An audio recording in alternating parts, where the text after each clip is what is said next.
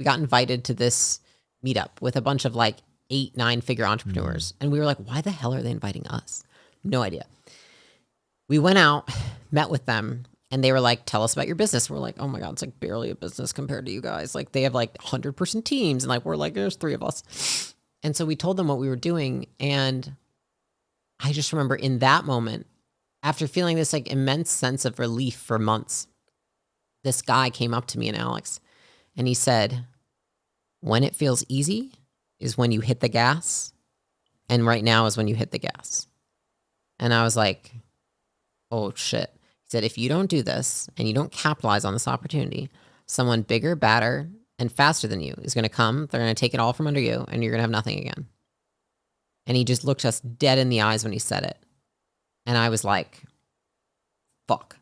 And it was like all of a sudden right back into just intense 4 months of fear. peace. 4 months of peace of like, and we got married in those 4 months. Like, I mean, it was a good time. And then that next, him saying that, I went into like, I call it like psycho bunny mode, because we were like, what do we need to do to go as fast as possible to make this work?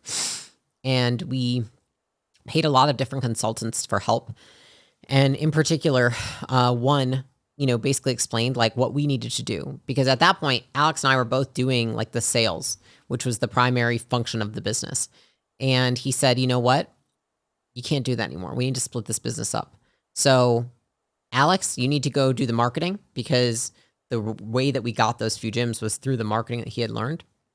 And he was like, Leila, you need to do everything else and build the business and the team. And I was like, but I've never done that. I've done sales and some marketing. I've never done anything else.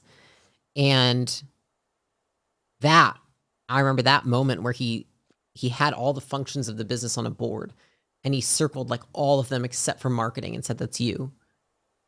That was the next most terrifying moment. So different, but still so terrifying. Oh, yeah. And then he said, Alex, you don't help Leila. And I was like, what does that mean?